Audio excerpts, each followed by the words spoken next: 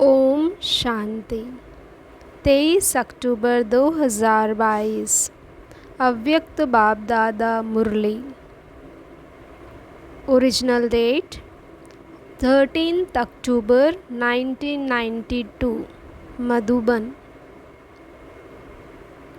Number 1 बनना है तो ज्ञान और योग का स्वरूप में लाओ।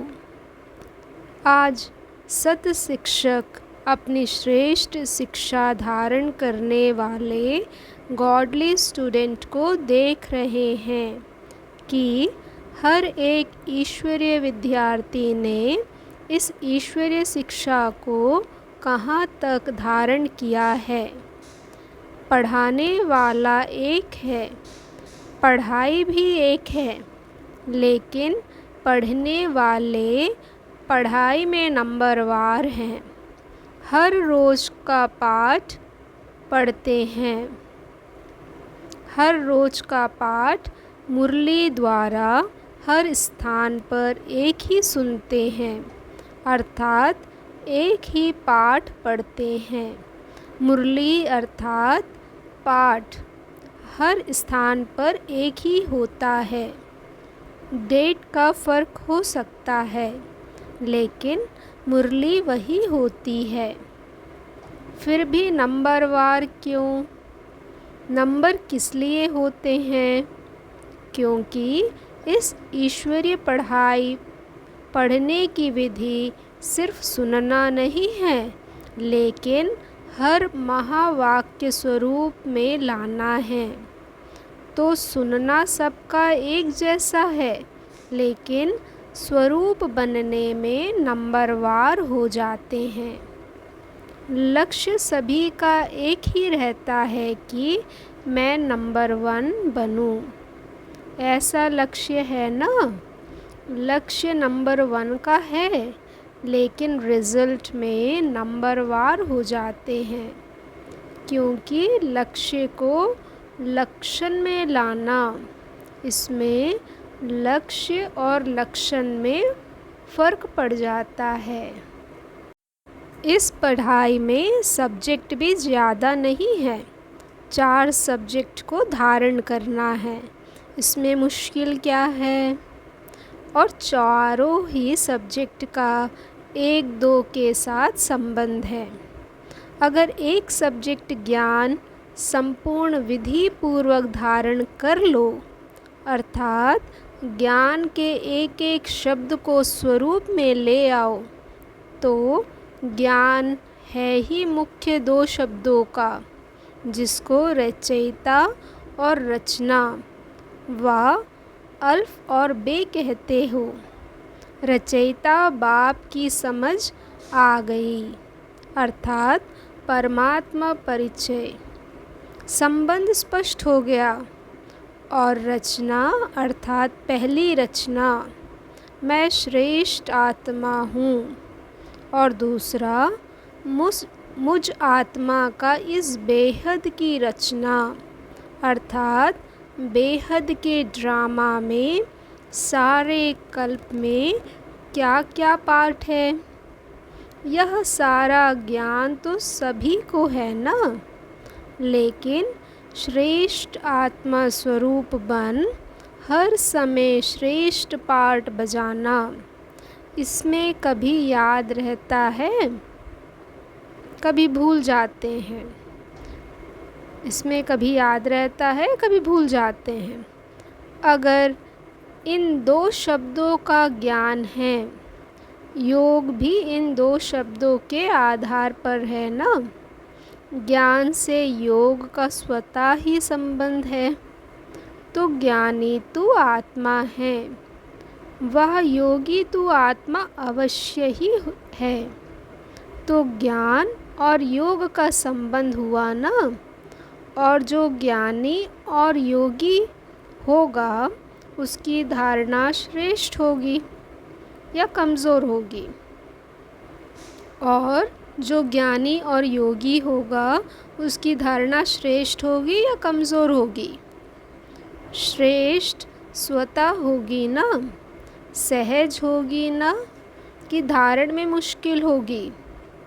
जो ज्ञानी तू आत्मा, योगी तू आत्मा है, वह धारणा में कमज़ोर हो सकता है? नहीं, होते तो हैं तो ज्ञान योग नहीं है। ज्ञानी है लेकिन ज्ञानी तू आत्मा, वह स्थिति नहीं है।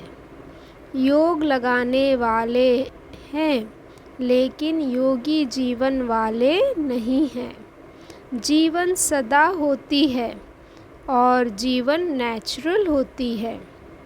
योगी जीवन अर्थात ओरिजिनल नेचर योगी की ही है। 63 जन्मों के विस्मृति के संस्कार व कमज़ोरी के संस्कार ब्राह्मण जीवन में कहाँ कहाँ मूल नेचर बन पुरुषार्थ में विघ्न डालते हैं।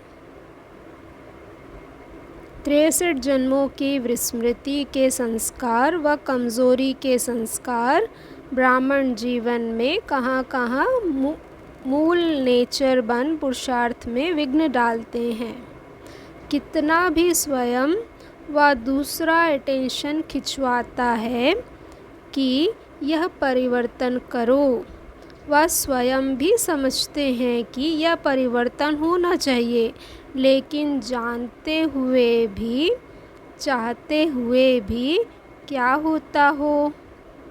चाहते तो नहीं हैं, लेकिन मेरी नेचर है, यह मेरा स्वभाव है। यह तो नेचर नेचुरल हो गई ना।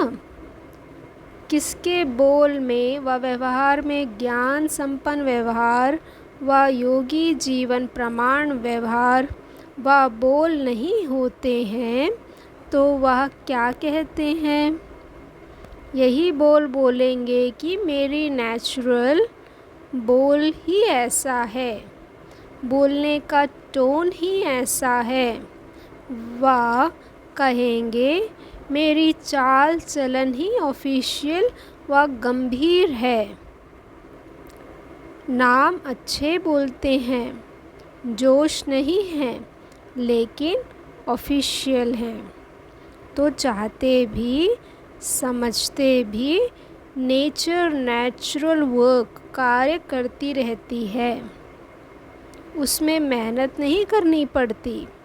ऐसे जो ज्ञानी जीवन व योगी जीवन में रहते हैं तो ज्ञान और योग संपन्न हर कर्म नेचुरल होते हैं, अर्थात ज्ञान और योग यही उनकी नेचर बन जाती है। और नेचर बनने के कारण श्रेष्ठ कर्म, युक्ति युक्त कर्म नेचुरल होते रहते हैं।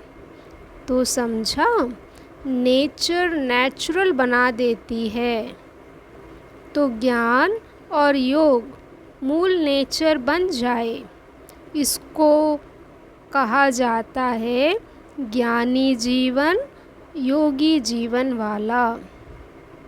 ज्ञानी सभी हो, योगी सभी हो, लेकिन अंतर क्या है? एक है ज्ञान सुनने सुनाने वाले, यथाशक्ति जीवन में लाने वाले। दूसरे हैं ज्ञान और योग को हर समय अपने जीवन की नेचर बनाने वाले। विद्यार्थी सभी हो, लेकिन यह अंतर होने के कारण नंबरवार बन जाते हैं। जिसकी नेचर ही ज्ञानी योगी की होगी, उसकी धारणा भी नेचुरल होगी।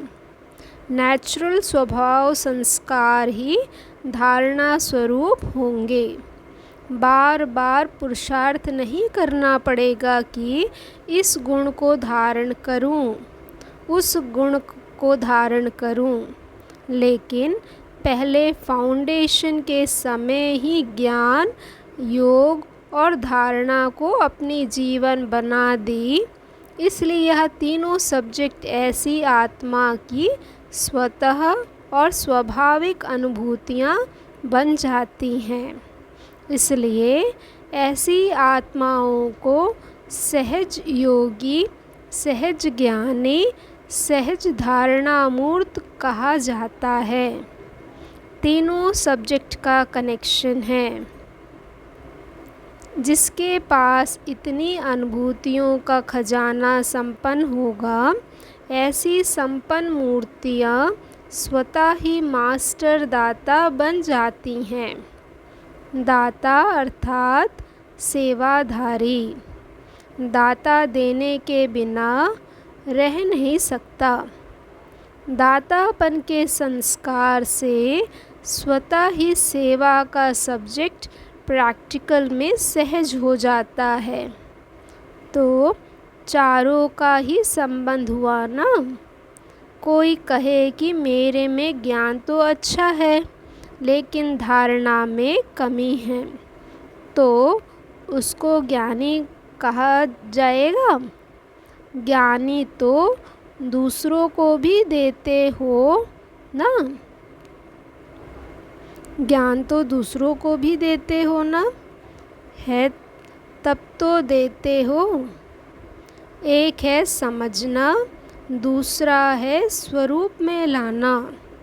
समझने में सभी होशियार हैं, समझाने में भी सभी होशियार हैं, लेकिन नंबर 1 बनना है तो ज्ञान और योग के स्वरूप में लाओ।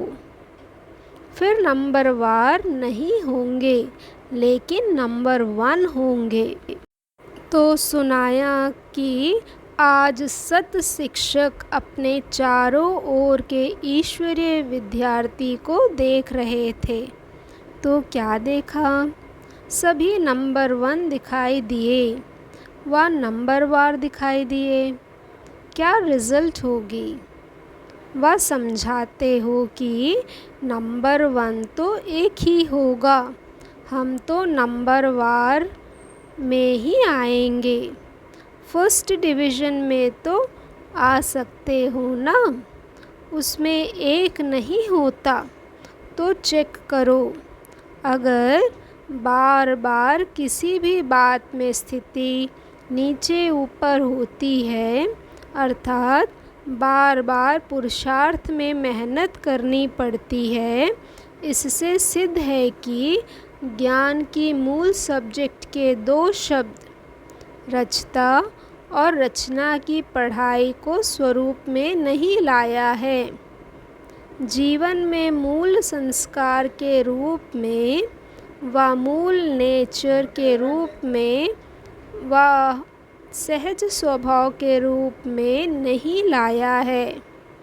ब्राह्मण जीवन का नेचुरल स्वभाव संस्कार ही योगी जीवन, ज्ञानी जीवन है। जीवन अर्थात निरंतर, सदा। 8 घंटा जीवन है, फिर 4 घंटा नहीं, ऐसा नहीं होता। आज 10 घंटे के योगी बने, आज 12 घंटे के योगी बने, आज 2 घंटे के योगी बने। वो योग लगाने वाले योगी हैं, योगी जीवन वाले योगी नहीं। वो योग लगाने वाले योगी हैं, योगी जीवन वाले योगी नहीं। विशेष संगठित रूप में इसलिए बैठते हो कि सर्व के योग की शक्ति से वायुमंडल द्वारा कमज़ोर पुरुषार्थियों को और विश्व की सर्व आत्माओं को योग शक्ति द्वारा परिवर्तन करें। इसलिए वह भी आवश्यक है, लेकिन इसलिए योग में नहीं बैठते हो कि अपना ही टूटा हुआ योग लगाते रहो। संगठित शक्ति यह भी सेवा के निमित्त है, लेकिन योग भट्टी इसलिए नहीं रखते हो कि मेरा कनेक्शन फिर से जुड़ जाए। अगर कमज़ोर हो तो इसलिए बैठते हो। और योगी तू आत्मा हो तो मास्टर सर्वशक्तिवान बन, मास्टर विश्व कल्याणकारी बन, सर्व को सहयोग देने की सेवा करते हो। तो पढ़ाई अर्थात स्वरूप बनना। अच्छा, आज दीपावली मनाते आए हैं। मनाने का अर्थ क्या है? दीपावली में क्या करते हो? दीप जलाते हो। आजकल तो लाइट जलाते हैं। और लाइट पर कौन आते हैं? परवाने। और परवाने की विशेषता क्या होती है? फिदा होना। तो दिवाली मनाने का अर्थ क्या हुआ? तो फिदा हो गए हो या आज होना है? हो गए हो या होना है? हो गए हैं। तो दीपावली तो मना ली। फिर क्यों मनाते हो? जब फिदा हो गए तो दीपावली मना लिया कि बीच बीच में चक्कर लगाने जाते हो। फिदा हो गए हैं, लेकिन थोड़े पंख अभी हैं, उससे थोड़ा चक्कर लगाकर लेते हो। तो चक्कर लगाने वाले तो नहीं हो ना। चक्कर लगाना अर्थात किसी न किसी माया के रूप से टक्कर खाना। माया से टक्कर खाते हो या माया को हार खिलाते हो। वाह, कभी विजय प्राप्त करते हो, कभी टक्कर खाते हो। दीपमाला, यह अपनी ही यादगार मनाते हो। आपका यादगार है ना, कि मुख्य आत्माओं का यादगार है? आप देखने वाले हो, आप सबका यादगार हैं। इसलिए आजकल बहुत अंदाज में दीपक के बजाय छोटे छोटे बल्ब जगा देते हैं। दीपक जलाएं तो संख्या फिर भी उससे कम हो जाएगी, लेकिन आपकी संख्या तो बहुत है ना। तो सभी की याद में अनेक छोटे छोटे बल्ब जगमग देते हैं। तो अपना यादगार मना रहे हैं। जब दीपक देखते हो तो समझते हो यह हमारा यादगार है। स्मृति आती है। यही संगम युग की विशेषता है। जो चैतन्य दीपक अपना जड़ यादगार दीपक चाहते दीपक देखते हो, चैतन्य में स्वयं हो और जड़ यादगार देख रहे हो। ऐसे तो जिस दिन दीपावली मनाओ उस दिन ही वास्तविक तिथि है। यह तो दुनिया वालों ने तिथि फिक्स की है, लेकिन आपकी तिथि अपनी है। इसलिए जिस दिन आप ब्राह्मण मनाओ वही सच्ची तिथि है। इसलिए कोई भी तिथि फिक्स करते हैं तो किससे पूछते हैं? ब्राह्मणों से ही निकालते हैं।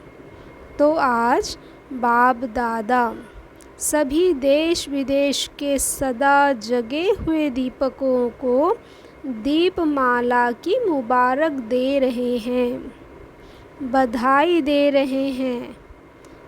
दीपावली मुबारक अर्थात माला माल संपन्न बनने की मुबारक। ऐसे सदा जागती ज्योत, ऐसी सदा जागती ज्योत, सदा स्वयं प्रकाश स्वरूप बन अनेकों का अंधकार मिटाने वाले सच्चे दीपक, सदा चारों ही सब्जेक्ट के साथ साथ जीवन में लाने वाले सर्व सब्जेक्ट में नंबर 1 के लक्ष्य को लक्षण में लाने वाले ऐसे ज्ञानी तु आत्माएं, योगी तु आत्माएं, दिव्य गुण स्वरूप आत्माएं, निरंतर सेवाधारी, श्रेष्ठ विश्व कल्याणकारी आत्माओं को बाप दादा का याद, प्यार और नमस्ते। अव्यक्त बाप दादा की पर्सनल मुलाकात। खुश नसीब वह जिसके चेहरे और चलन से सदा खुशी की झलक दिखाई दे। सभी अपने को सदा खुश नसीब आत्माएं समझते हो। खुश नसीब आत्माओं की निशानी क्या होगी? उनके चेहरे और चलन से सदा खुशी की झलक दिखाई देगी। चाहे कोई भी स्थूल कार्य कर रहे हो, साधारण काम कर रहे हो, लेकिन हर कर्म करते खुशी की झलक दिखाई पड़े। इसको कहते हैं निरंतर खुशी में मन नाचता रहे। ऐसे सदा रहते हो या कभी बहुत खुश रहते हो, कभी कम? खुशी का खजाना अपना खजाना हो गया है। खुशी का खजाना अपना खजाना हो गया तो अपना खजाना सदा साथ रहेगा ना, या कभी कभी रहेगा? बाप के खजाने को अपना खजाना बनाया है या भूल जाता है अपना खजाना? अपनी स्थूल चीज़ तो याद रहती है ना, वह खजाना आँखों से दिखाई देती है, लेकिन यह खजाना आँखों से नहीं दिखाई देता। दिल से अनुभव करते हो तो अनुभव वाली बात कभी भूलती है क्या? तो सदा यह स्मृति में रखो कि हम खुशी के खजाने के मालिक हैं। जितना खजाना याद रहेगा उतना नशा रहेगा। तो यह रूहानी नशा औरों को भी अनुभव कराएगा कि इनके पास कुछ है। माताओं को सारा समय क्या याद रहता है? सिर्फ बाप याद रहता है या और भी कुछ याद रहता है? वर्षे की तो खुशी दिखाई देगी ना। जब ब्राह्मण जीवन के लिए संसार ही एक बाप है तो संसार के सिवाय और क्या याद आएगा? सदा दिल में अपने श्रेष्ठ भाग्य के गीत गाते रहो। ऐसा श्रेष्ठ भाग्य सारे कल्प में प्राप्त होगा। जो सारे कल्प में अभी प्राप्त होता है, तो अभी की खुशी, अभी का नशा सबसे श्रेष्ठ है। तो माताओं को और कोई संबंधी याद आते हैं? कोई संबंध में नीचे ऊपर हो तो मोह जाता है। मोह सारा खत्म हो गया। जो कहते हैं कुछ भी हो जाए मेरे को मोह नहीं आएगा, वो हाथ उठाएं। अच्छा, मोह का पेपर भले आवे, पांडव तो नष्टो मोह है ना। व्यवहार में कुछ ऊपर नीच हो जाए फिर नष्टा मोह हो हैं। अभी भी बीच बीच में माया पेपर तो लेती है ना, तो उसमें पास होते हो, या जब माया आती है तब थोड़ा ढीले हो जाते हो? तो सदा खुशी के गीत गाते रहो। समझा? कुछ भी चला जाए लेकिन खुशी नहीं जाए। चाहे किसी भी रूप में माया आए लेकिन खुशी न जाए। ऐसे खुश रहने वाले ही सदा खुशनसीब हैं। अच्छा, अभी आंध्रा और कर्नाटक वालों को कौन सी कमाल करनी है? ऐसी कोई भी आत्मा वंचित नहीं रह जाए। हर एक को संदेश देना है। जहाँ भी रहते हो सर्व आत्माओं को संदेश मिलना चाहिए। जितना संदेश देंगे उतनी खुशी बढ़ती जाएगी। अच्छा, वरदान। उमंग उत्साह के आधार पर सदा उड़ती कला का अनुभव करने वाले हिम्मतवान भव। उड़ती कला का अनुभव करने के लिए हिम्मत और उमंग उत्साह के पंख चाहिए। किसी भी कार्य में सफलता प्राप्त करने के लिए उमंग उत्साह बहुत ज़रूरी है। अगर उमंग उत्साह नहीं तो कार्य सफल नहीं हो सकता, क्योंकि उमंग उत्साह नहीं तो थकावट होगी और थका हुआ कभी सफल नहीं होगा। इसलिए हिम्मतवान बन उमंग और उत्साह के आधार पर उड़ते रहो तो मंजिल पर पहुंच जाएंगे। स्लोगन। दुआएं दो और दुआएं लो, यही श्रेष्ठ पुरुषार्थ है। ओम शांति।